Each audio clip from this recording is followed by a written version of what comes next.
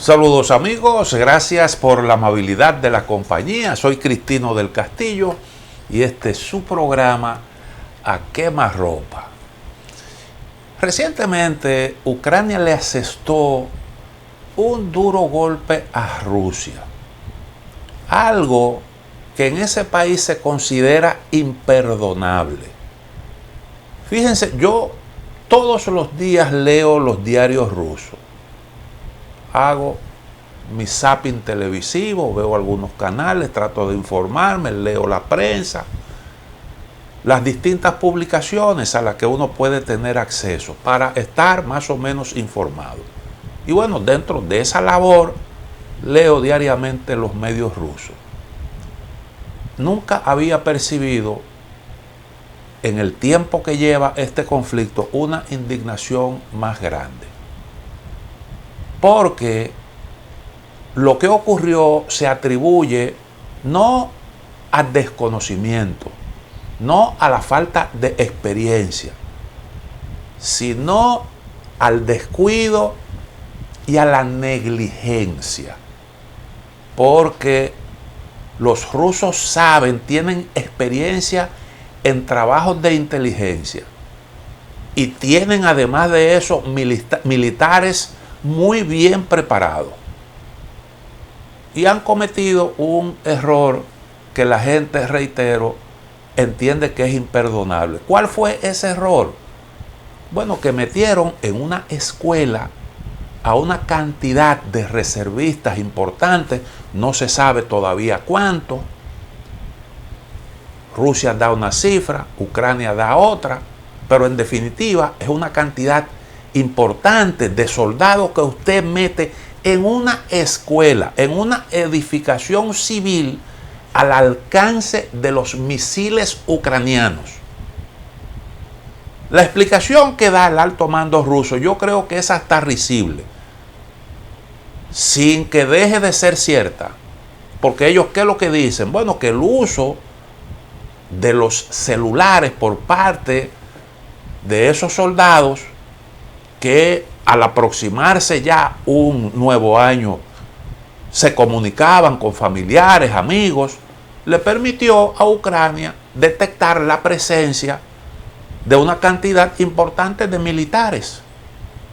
Eso es perfectamente posible. Recuerden ustedes cómo fue que Rusia liquidó a Johar Dudayev, aquel militar checheno que dirigió la insurrección en esa república rusa. Lo liquidaron cuando éste hacía una llamada telefónica por un celular. Utilizaron la señal del celular para mandarle un misil a Dudayev y lo liquidaron así. Por tanto, los rusos saben perfectamente el riesgo que entraña en medio de un conflicto militar el uso de un celular sin la debida protección. Y el error número uno fue permitir el uso de esos celulares por parte de soldados que estaban en proceso de ser ubicados en los puestos donde iban a servir.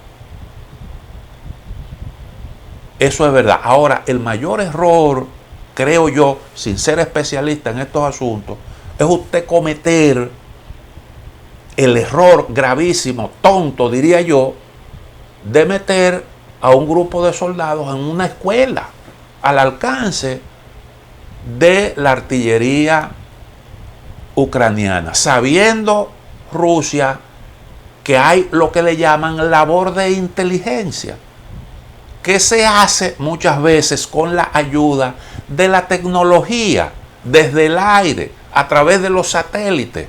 Una movilización tan importante de soldados no pasa desapercibida, porque hay forma de usted detectar esos movimientos y alojar en una escuela una cantidad tan grande de soldados.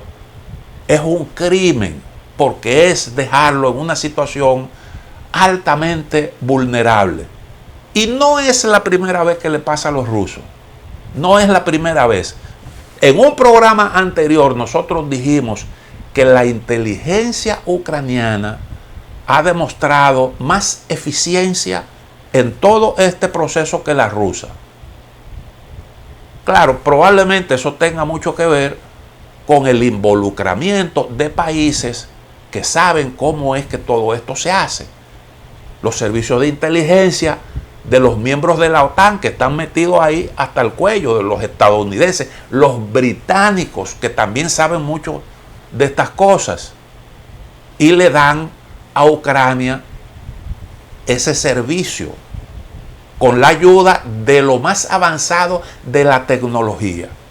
Y entonces usted cometer ese error es sencillamente exponerse a que ocurriera eso que efectivamente ocurrió. Y por eso los ciudadanos rusos están muy indignados. No es la primera vez que le pasa a los rusos. Porque fíjense ustedes, pregúntense por qué le han matado a Rusia una cantidad de altos oficiales, incluidos varios generales, durante esta guerra. Varios generales. Que es mucho decir. Los ucranianos han llegado al mando del ejército ruso. Los rusos no han podido mostrar el mismo nivel de eficiencia. Los ucranianos en eso han sido más cuidadosos. ¿Y cómo le han asesinado a esos altos oficiales? Bueno, llegando a aeropuertos, lo que significa que lo estaban esperando, ya la inteligencia los había ubicado. O en emboscada, que también tienen que ver con trabajo de inteligencia. A los rusos le han destruido un montón de almacenes de armas y municiones. Eso también tiene que ver con trabajo de inteligencia. Ubicar dónde que está eso y golpear ahí. Pero además de eso, los mismos rusos a cada rato desconocen operaciones de infiltración dentro de áreas controladas por el ejército ruso. La inteligencia ucraniana se mete allí y realiza trabajos de indagación y también trabajo de sabotaje. Y en eso ayuda mucho un factor, y es que es muy difícil usted distinguir un ucraniano de un ruso. Son eslavos.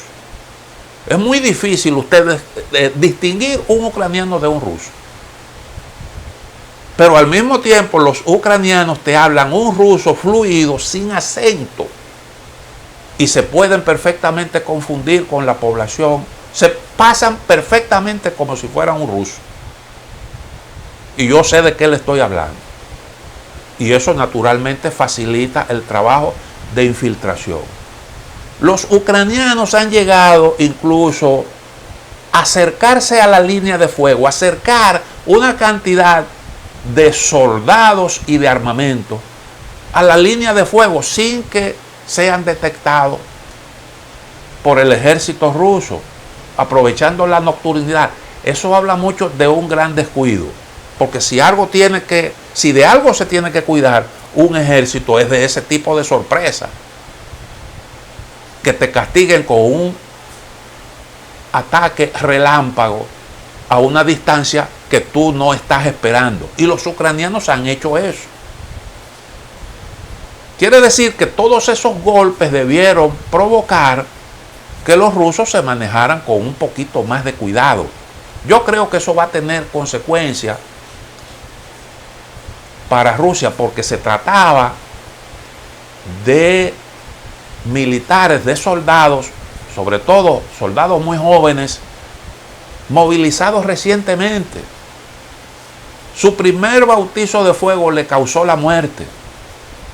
Y naturalmente eso va a provocar, cuando haya que hacer una siguiente movilización, va a provocar resistencia por parte de los familiares, por parte de la población y por parte de esos soldados, de esas personas que sean llamadas. De forma tal que esto viene a ser un muy duro golpe para Rusia. Además, algo que baja mucho la moral, que en una guerra es un factor importante, yo diría que decisivo, porque si en un conflicto usted no mantiene bien alta la moral de sus combatientes, simple y llanamente usted tiene un ejército integrado por personas que a la menor oportunidad se rinde para salvar el pellejo. Yo recuerdo cuando leía esa experiencia que fue la guerrilla encabezada por Fidel Castro en Cuba, un fenómeno que lógicamente llamó la atención de mucha gente en el mundo, como un grupito de guerrilleros terminó convirtiéndose en un ejército grande y victorioso. Y todo eso tenía que ver con la moral, porque cuando usted lucha por una causa que es justa, usted se entrega. Y sobre todo cuando usted sabe mantener siempre ese espíritu. Cuando eso arrancó, según los testimonios de los dirigentes que tuvieron a cargo de esa insurrección, de ese movimiento rebelde, dijeron, bueno, aquí hay dos cosas que se van a castigar severamente con la pena de muerte: la traición y el derrotismo.